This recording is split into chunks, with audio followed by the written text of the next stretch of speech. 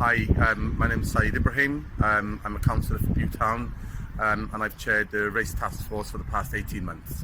The 18 months that I chaired the task force was just laying the foundations of developing a continuous work for this great city, and this won't come to an end quite quickly, but it's just a continuous to making sure that our communities are well involved in decision making and have a greater say in our communities and getting them involved.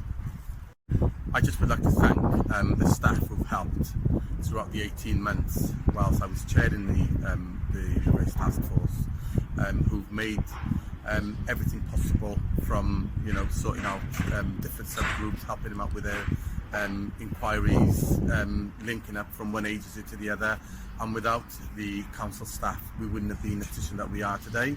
So once again, I'd like to thank the staff who've taken their time to be involved. Thank you so much.